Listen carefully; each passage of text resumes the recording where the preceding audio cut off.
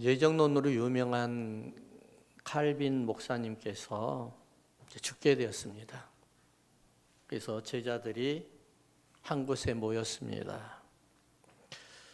항상 예정론에 대한 궁금증을 가지고 있었던 한 제자가 눈을 감기 전에 칼빈 목사님에게 이런 질문을 합니다. 목사님, 아직도 목사님 예정론을 믿으시나요? 그러니까 칼빈이 뭐라고 했을까요? 성경이 말하고 있습니다 라고 이야기합니다. 어느 신학교에서 신학생들 간에 칼빈주의와 알미니안주의 간에 토론이 일어나기 시작했습니다. 신학생들은 완전히 두 그룹으로 갈렸습니다. 그러나 몇몇 신학생들은 이러지도 못하고 저러지도 못하고 중간에 서 있었습니다. 한참을 토론하는데 몇몇 신학생들이 중간에 모여있던 신학 일부가 칼빈을 동조하는 쪽으로 갔습니다. 그래서 한 학생이 물어봤습니다. 왜 당신들은 이제까지 가만히 있다가 칼빈 쪽으로, 예정론 쪽으로 오셨습니까? 라고 이야기하니까 아무리 생각을 해봐도 칼빈주의가 더 성서진 것 같아서 왔습니다 라고 이야기합니다. 그러니까 그 학생이 그러면 안 됩니다. 저쪽으로 가세요. 그러니까 왜요? 여기까지 올 때는 하나님이 결정해서 왔다고 해야지 성서가 맞는 것 같다고 해서 오면 안 됩니다 그랬어요. 그래서 이분들은 어쩔 수 없이 알미니안 쪽으로 갔습니다. 알미니안으로 갔는데 거기서 학생이 왜 아까는 그쪽으로 가더니만 이쪽으로 오셨습니까? 그러니까는 뭐라고 이야기하냐면은 저쪽에서 받아주지 않아서 할 수 없이 이쪽으로 왔습니다 라고 이야기하는 거예요. 그래서 거기서도 안 됩니다. 왜요? 알미니안 주의는 스스로 결정해서 와야 됩니다. 이제 알미니안과 칼빈주의를 아시겠어요? 다시 한번 할까요? 자, 우리는 죽을 때까지 고민을 해야 될 분들이 계실 것 같은데요. 나는 선택받은 사람인가? 나는 예정된 사람인가? 그래서 많은 사람들이 스스로 자기에게 이런 질문을 하죠. 하나님, 저는 선택받았을까요? 나는 구원받기 위해서 예정되었을까요? 혹시라도 내가 나중에 잘못하더라도 하나님, 나를 예정해 놓으셨다고 그러면 나를 구원시켜 주실까요? 고민 안 하나요? 여러분들은? 오래전에 제가 어떤 분을 전도하기 위해서 병원에 갔어요. 그 병원에 계셨던 분은 이제 주님을 만나야 될 시간이 얼마 남지 않았어요. 저하고 가까운 분의 가족인데 예수님을 도대체 믿지 않는 거예요. 다른 분들도 다 갔는데 난들 무슨 힘이 있겠어요? 그래서 기도 열심히 했죠. 하나님, 그때 당시에 진짜로 입에서 피 나올 정도로 기도했거든요. 하나님, 저 영혼을 구원해 주세요 하고 기도하고 갔어요. 그런데 결국은 실패했어요. 못 믿겠다는 거예요. 그리고 얼마 있다가 돌아가셨어요. 이분은 하나님이 버리신 분인가요? 그러면은 예정론을 잘못 해석하면 그렇게 이야기하잖아요. 하나님이 버렸다고. 그러니까 우리는 전도할 필요가 없다고 이야기하잖아요. 그렇잖아요? 여러분들 간혹가다 이런 소리 듣지 않나요? 저 사람의 행동을 보니까 싹이 노랗네. 그래서 하나님이 저 사람을 버렸어. 그러니까 전도할 필요 없어. 라고 이야기하잖아요. 이게 진짜 과연 올바른 예정론을 믿는 사람들인가요? 절대 그렇지 않습니다. 하나님께서 선택하신 백성이 어떤 사람일까? 하나님께서 예정하셨던 분이 어떤 분일까? 저는 이렇게 답을 내리고 싶어요. 예수님을 영접하느냐 안 하느냐가 달려있는 거예요. 예수님을 영접하느냐 안 하느냐. 로마서를 보면은요, 사도 바울이 자기 동족들을 구원시키기 위해서 참으로 부단히 애를 씁니다. 사도 바울이 언제 이렇게 자기 동족들을 구원시키려고 애를 쓰나요?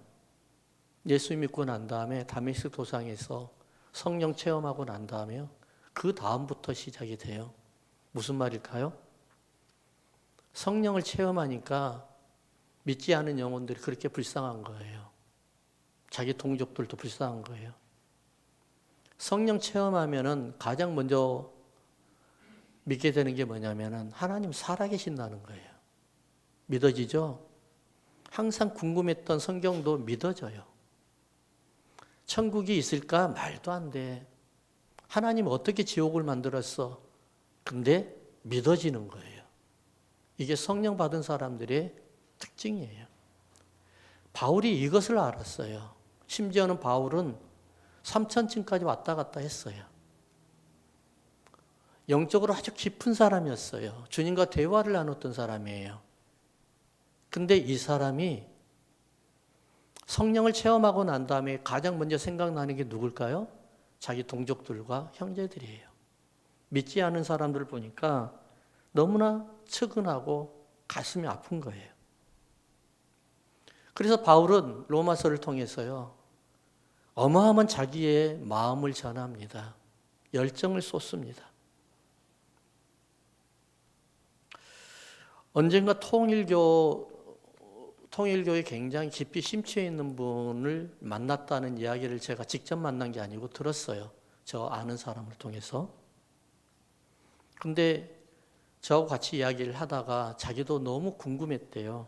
뭐가 궁금했냐면은 통일교에 굉장히 심취했던 분이 전도를 하면서 그가 통일교를 안 믿으니까 막 울더래요, 거기서.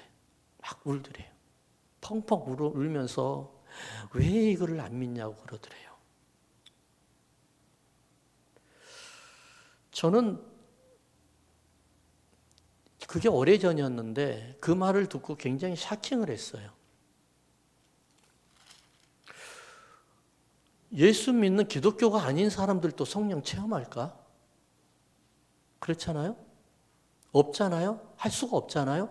그럼 그들이 왜 통일교로 돌아오지 않는다고 해서 그렇게 안타까워하고 눈물을 펑펑 흘리면서까지 친구에게 전도를 하려고 애를 썼을까요?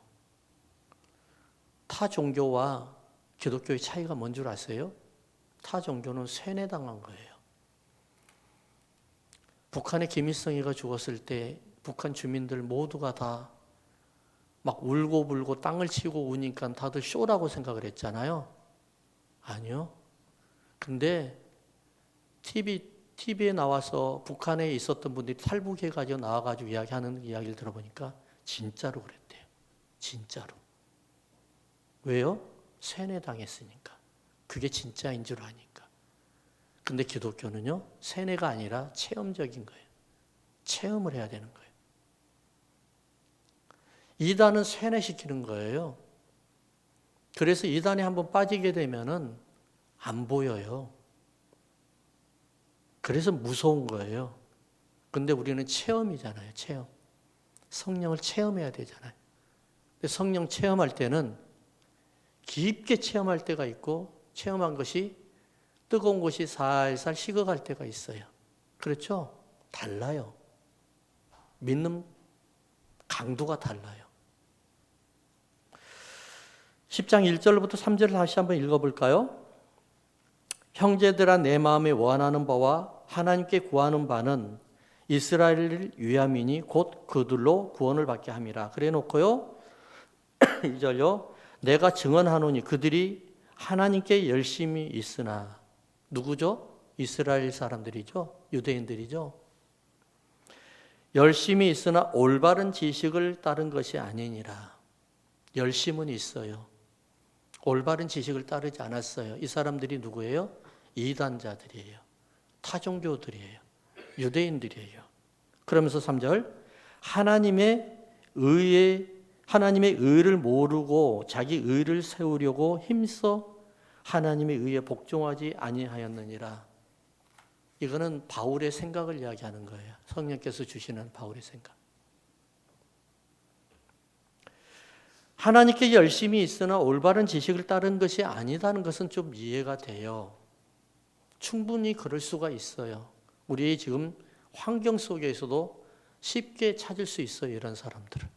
근데 하나님의 의를 모르고 자기 의를 세우고 한다는 말은 이 사람들은 이거는 보편적인 것은 아니에요. 간혹 가다가 발견해요. 간혹 가다 만나요.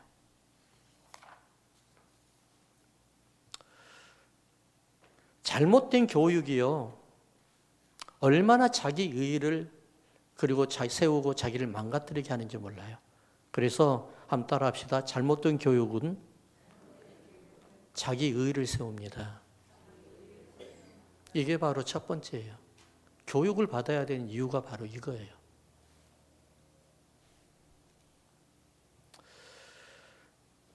사실 이거는 유대인들에게만 속한 게 아니잖아요. 그렇잖아요? 우리가 사실 성경 공부를 하는 이유가 뭘까요? 자기를 돌아보는 겁니다.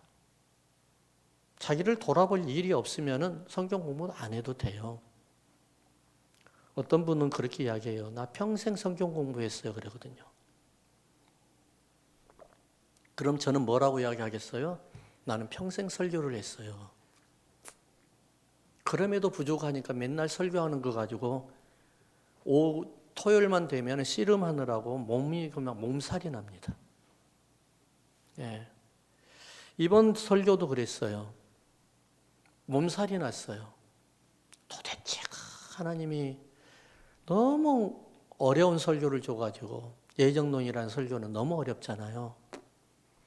오늘 아침에까지 일어나가지고 씨름하다가 겨우 이제 하나님 앞에 교회까지 와가지고 그때서야 이제 정리가 되었어요.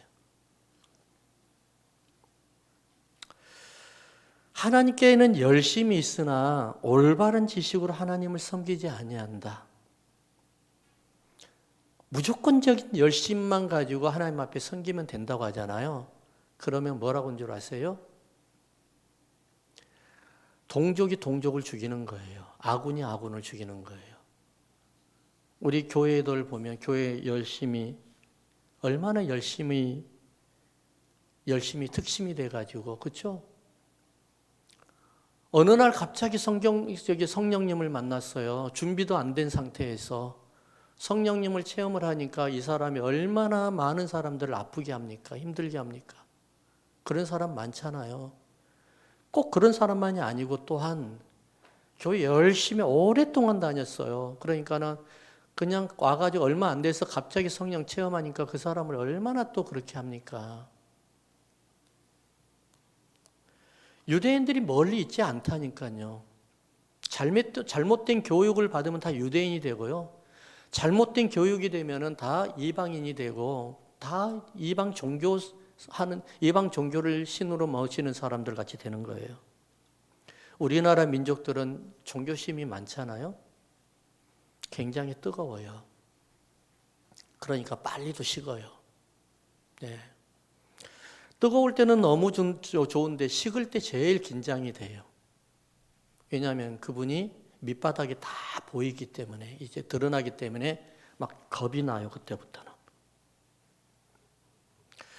그래서 저는 개인적으로는 뜨뜻미지근한 분들이 좋아요. 속으로는 뜨거운데 겉으로는 뜨뜻미지근한 분. 금방 갱년기도 아니고 금방 올라왔다 팍 꺼졌다가 막 난리. 너무 힘들어요. 우리나라의 부모님들한테요, 전도하기 아주 쉽습니다. 어떻게 하면 전도가 되는 줄 아세요? 아버지, 어머니가 예수님을 믿으면 내가 잘 돼요. 자녀가 잘 돼요. 그러면은 돌아보지도 않고 뒤도 안 돌아보고 믿어버려요. 그래서 우리나라의 부모님들한테 전도하기는 너무 쉬워요. 그래서 우리나라 민족들은요, 어느 날 갑자기 예수님을 믿고 자식 때문에 믿다 보니까 교육이 안 된 분들이 좀 많아요. 그리고 예수님을 믿으면은 잘 된다더라. 이것 때문에 사실 예수님 믿으면은 고난인데 12제자가 다 순교했어요. 한 사람 빼놓고. 예수님 믿으면요 고난과 영광이 함께 있어요. 8장 2절을 볼까요? 내가 증언하노니 그들이 하나님께 열심히 있으나 올바른 지식을 따른 것이 아니라고 이야기해요. 어느 목사님께서 선교를 안 가시다가 그 교회 성도님께서 단기 선교를 너무 자주 가셔서 참 이 단기 선교만 갔다 오면 이번에 뜨끈뜨끈해가지고 너무너무 좋더래요. 그래서 주기적으로 가신다고 그래서 주기적으로 가라고 권했대요. 왜냐하면 식을 때 되면 빨리 안 가냐고. 그랬는데 이분이 어떻게 선교하는가 궁금해서 한번 따라갔대요. 따라가가지고 한번 봤대요. 그래서 선교를 가서 너무 실망을 했대요. 자기가. 왜 실망을 했을까요? 선교 가서 복음을 전하는 게 아니라 구제를 하고 있더래요. 자기 의를 드러내고 있더래요. 구제 잘못하면은요, 주님이 보이는 게 아니라 자기가 보여요.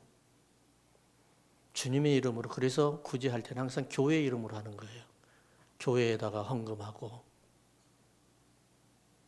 물론 특별한 경우도 있기는 해요. 제가 그걸 부정하는 거 아니에요. 하지만 잘못하면은 그렇게 되는 거예요. 그래서 이분에게 돌아와가지고 무슨 교육을 했겠어요? 복음에 대한 교육을 듣기 시작하는 거예요. 복음에 대한 거. 유대인들이 얼마나 많은 성경 공부를 한 줄 아세요? 근데 왜 바울이 지식이 부족하다고 할까요? 유대인들 여러분, 바리새인 잘 알잖아요. 그렇죠? 바울도 한때는 바리새인이었어요. 바리새인이 되려고 하면은 시험을 쳐야 돼요. 바리새인은 무조건적으로 모세 5경을 창세기, 출애굽기, 레위기, 민수기, 신명기를 다 외워야 돼요. 못 외우면 바리새인이 안 돼요. 근데 이런 사람에게 지식이 부족하다고요? 여러분 창세기 다 외울 수 있나요? 태초에 하나님이 천지를 창조하시느니라 여기까지죠. 그 다음에 모르죠. 예. 이게 우리의 한계거든요. 근데 사도 바울이 유대인들에게 지식이 부족하대요. 근데요, 사도 바울은 어땠을까요? 여러분, 사도 바울이 썼던 서신서를 13권이 있는데 그때 당시에 성경책이 이렇게 준비가 되어 있었을까요? 그러면 성경이 어떻게 되어 있을까요? 어디에다 썼을까요? 파피루스나 짐승의 가죽이에요. 시편이 3편으로 나누게 되는데 시편 150편을 50, 50이잖아요. 그러면 50장을 하나를 갖다 성경을 보려고 하면은 말의 수레에다 하나 가득 채워 가지고 와야 된대요. 근데 성경을 39장, 그러니까 구약 성경 전체를 다 가지고 오려면 어떻게 해야 되겠어요? 못 가져와요. 인용할 수가 없어요. 그걸 보고. 우리야 좋은 세상에 태어났으니까 이 성경은 어디 성경하듯 그러죠. 아까 우리가 읽었죠. 9장이 뭐라고 그랬어요? 33절에 기록된 바 그랬죠. 기록된 바. 이건 뭘 이야기하는 거예요? 구약 성경을 인용을 했다는 거예요. 그럼 사도 바울이 어떻게 구약 성경을 인용했을까요? 여기는 이사야서를 이야기하는 거거든요. 다 통째로 다 외웠답니다. 구약 성경 전체를. 이런 유대인이에요. 이런 사람들이에요. 이런 사람들이 지식이 부족해요? 큰일 날 소리죠. 그럼 진짜 지식이 부족한 게 뭐예요, 여러분? 그들이 복음을 잘못 이해하고 있다는 거예요. 이게 지식이 부족한 거예요. 여러분 교회 10년, 20년, 30년 다 다니잖아요. 평생을 다니잖아요. 근데 왜 돌아가시기 얼마 전에 장로님이 그럴까요? 복음을 이제 깨달았다고 이야기할까요? 이제 깨달았대요. 그럼 그 전에는 도대체 뭘 믿었다는 거예요? 잘못된 자기의 의라는 거죠. 자기의 의. 여러분 안 보여서 그렇지만 하나님은 현미경이잖아요. 저도 그래요. 저도 어느 때 말하다 보면 설교하다 보면 은근 살짝 나를 드러내려고 할 때가 있어요. 예, 나를 자랑하려고 할 때가 있어요. 여러분 느끼죠? 이럴 때는 아멘 안 했으면 고맙겠습니다. 예. 사실 제가 그래요. 저만 그럴 것 같아요? 여러분들은요? 단에 올라온 나도 그러는데 안 올라온 여러분들은 오죽할 것 같아요? 자기를 드러내고 싶어가지고요. 자기를 자랑하고 싶어가지고요. 얼마나 그런 줄 아세요? 유대인들이 그랬어요. 유대인들이 잘못된 복음으로 세뇌된 게 뭔 줄 아세요? 나는 하나님 앞에 선택받았다는 거예요. 너희들은 아니야 라는 거예요. 그래서 그들은 지식이 부족하다는 거예요. 사도 바울이 한마디로 정리합니다. 지식이 부족하다. 그러니까 지금 유대인들이 복음을 거절하고 메시아를 거절했던, 예수님을 거절했던 이유는 하나님이 구약성경 내내 통째로 알려줬고 가르쳐주고 그리고 그들에게 선포했던 예수 그리스도의 메시아를 전체를 다 부정했다는 거예요. 뭘 부정해요? 구약성경 자체를 부정한 거예요. 그들이 모세오경을 달달달달 외웠던 그것들을 왜 외웠어요? 외우는 이유가 뭐예요 도대체가? 그러면서 구약성경 아까 로마서 9장 33절에 기록된 바 보라 내가 걸림돌과 거치는 바위를 시온에 두노니 그를 믿는 자는 부끄러움을 당하지 아니하리라. 이 말씀의 배경이 바로 이사야서 28장에 나오는 배경이에요. 이사야서 28장의 내용을 잠시 제가 설명해 드릴게요. 이스라엘은 남과 북으로 갈라졌었어요. 북이스라엘은 이미 지금 패망했어요. 사라져버렸어요. 자, 어떤 생각이 들까요? 남유다에서는. 아니, 하나님이 선택을 했는데 하나님이 선택한 백성이 망한단 말이야? 이게 말이 되는 거예요? 안 되잖아요. 유다 사람들은 지금 혼란 상태에 있어요. 혼돈에 있어요, 지금. 이 상황 속에서 또 어떤 상황이 지금 몰려 있냐면은 아시리아와 북에서는 아시리아가 이스라엘 멸망하게 만들었던 아시리아가 유다를 공격하려고 오고요. 남에서는 애굽이 올라와서 유다를 공격하려고 했어요. 자, 여러분 아까 말씀드렸죠? 감히 하나님이 선택한 백성을 누가 이들을 멸망하게 만들까요? 감히 그렇게 될 수 없다고 생각을 했던 거예요.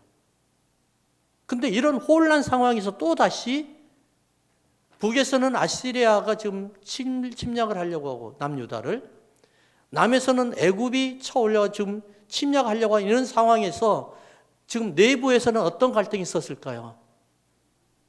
우리가 하나님 앞에 회개해야 됩니다라는 사람이 있는가 하면은 아닙니다. 우리가 국력이 낮고 지금 약소국가이고 너무나 지금 우리나라가 힘이 없어서 이런 상황이 닥치는 겁니다. 그래서 국력을 세워야 됩니다. 국방을 세워야 됩니다. 라고 하는 사람들이 지금 싸움이 일어나고 있는 거예요. 여러분들 무슨 일이 생기면은 어떤 것을 생각하세요? 하나님이 내게 회개하라고 주시는 이 말씀인가? 하나님이 내게 지금 다시 한번 회복되고 세상을 주님의 마음과 뜻을 다시 분별하라고 주시는 것인가? 아니면은 내가 약해서 그래. 내가 힘이 없어서 그래. 내 환경이 이렇게 된 거는 내가 너무 연약하기 때문에 그러는 거야. 이런 사람들도 분명히 있을 거예요.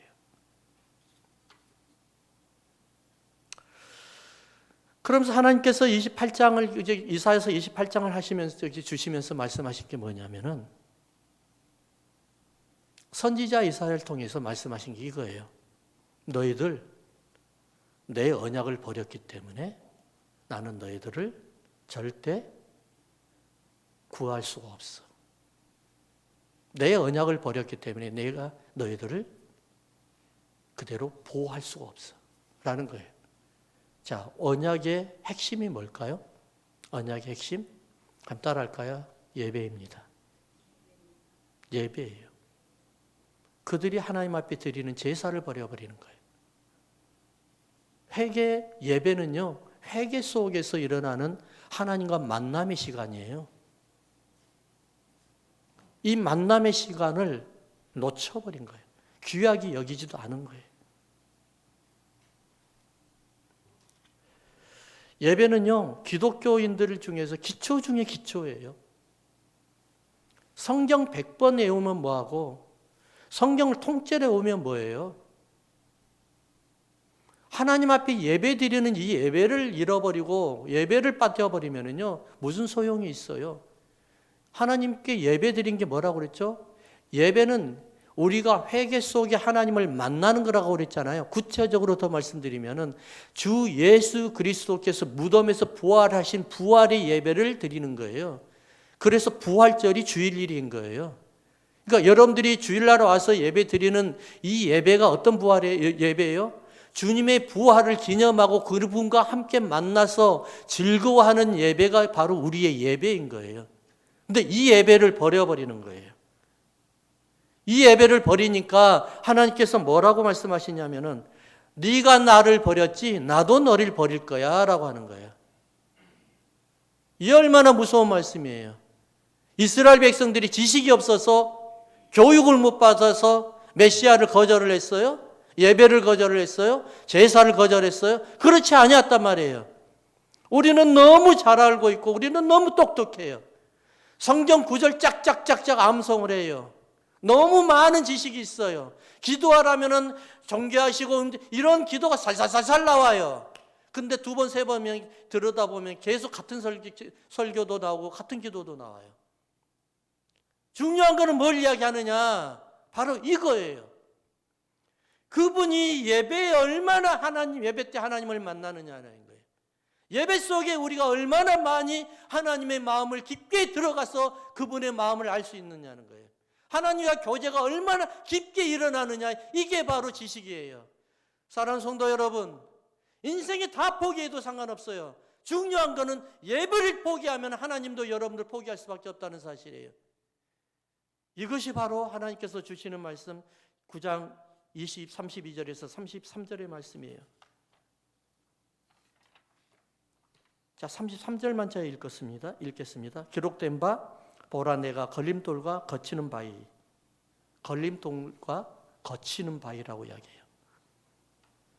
걸림돌과 거치는 바위를 시온에 두노니 그를 믿는 자는 부끄러움을 당하지 아니한다고 그래요. 그럼 믿지 아니하는 사람은요, 부끄러움을 당한대요. 이 뜻이 무슨 뜻일까요? 걸림돌과 걸리는 돌과 부딪히는 돌은 뭘 이야기하는 거예요? 돌은 구약에 나오는 돌은 전체가 다 대부분 보면은 예수 그리스도라고 해석을 하면 돼요. 그러면은 하나님께서 예수 그리스도의 돌, 반석이신 예수 그리스도의 돌, 그 돌을 사람들에게, 유대인들에게 뭘 줬다고요? 거치는 돌, 부딪히는 돌로 줬단 말이에요. 부딪히면 아파요, 안 아파요? 아프죠. 걸리면 어떻게 돼요? 넘어지죠. 왜 두셨을까요? 언약을 잃어버렸기 때문에요. 하나님께서 하시는 거라는 거예요. 우리는 그래서 그 하나님의 마음을 모르고 무슨 일이 있으면 사단아 물러가라, 사단아 물러가라만 하고 있단 말이에요. 이게 얼마나 우스운 일이냐고요. 하나님께서 예비해 놓으신 돌이에요. 그 돌이 바로 뭐예요? 우리로 하여금 넘어지게 만들고 부딪히게 만드는 거예요. 뭐 하기 위해서요? 다시 돌아와라. 나 좀 만나줘. 나 좀 찾아와줘. 나에게 용돈 달라고 안 할 테니까 제발 좀 와줘. 얼굴만이라도 보자. 살아있나 죽었나 확인만이라도 좀 하자. 이게 예배예요. 두 번째는요. 10장 13절을 한번 볼까요? 누구든지 주의 이름을 부르는 자는 뭐라고요? 구원을 받으리라. 이게 예정론의 끝판이에요. 누구든지예요. 누구든지.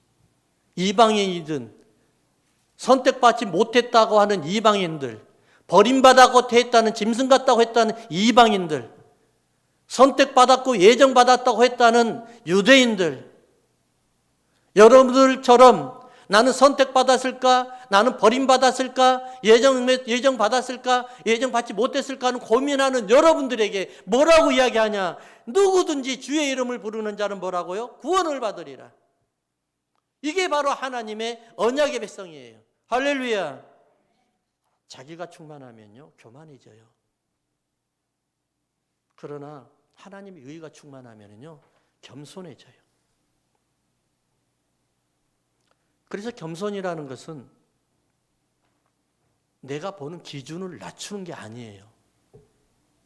겸손은요, 사람을 평가할 때는 내가 생각했던 기준을 낮추는 것인데, 겸손이라는 것은 내가 생각했던 기준을 낮추는 것이 아니라 상대방의 마음으로 들어가는 거예요. 상대방의 입장이 되어줘야 되는 거예요. 뭐라고요? 기준을 낮추는 것이 아니라 그 사람의 입장으로 들어가는 거예요. 이게 언약이에요. 이게 바로 하나님의 말씀이에요. 왜 하나님께서 예수 그리스도 아들을 우리에게 보내주셨는가? 이게 중요한 거예요. 왜요? 하나님의 마음을 알기 위해서는 그분의 마음으로 들어가야 되는 거예요. 지식으로 안다고 해서 그분의 마음을 알 수 있어요? 저는 윤석열 대통령을 아주 잘 알아요.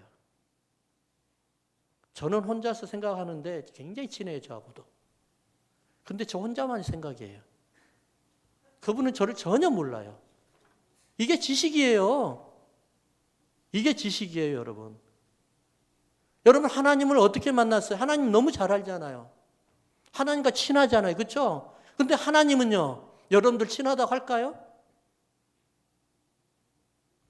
이게 바로 언약받은 백성들이란 말입니다. 이게 바로 유대인이 아니라 믿는 자가 유대인이 되는 거예요. 어느 한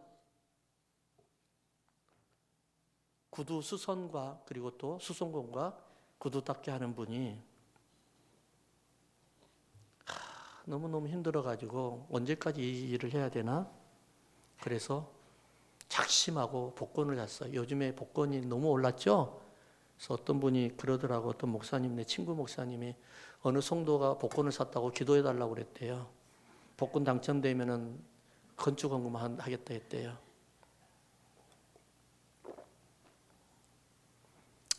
그분도 이런 생각을 들었겠죠. 그래가지고 복권을 진짜로 당첨이 됐어요. 놀랍게도 당첨이 됐어요. 기도해줘서 됐다는 게 아니라 성도가 아니라 구두 수선가가요.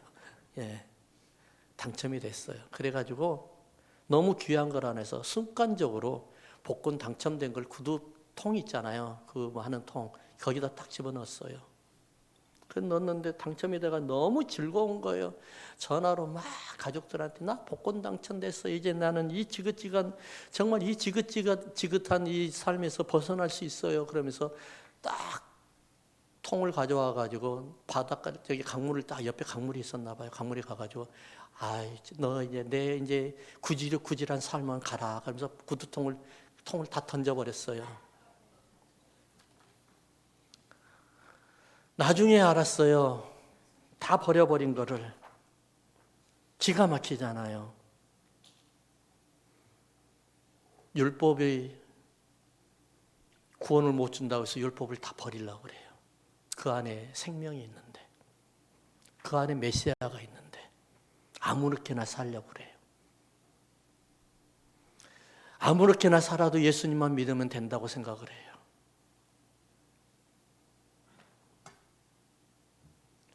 하나님이 그런 사람에게 어떻게 빛으로 나타나겠어요?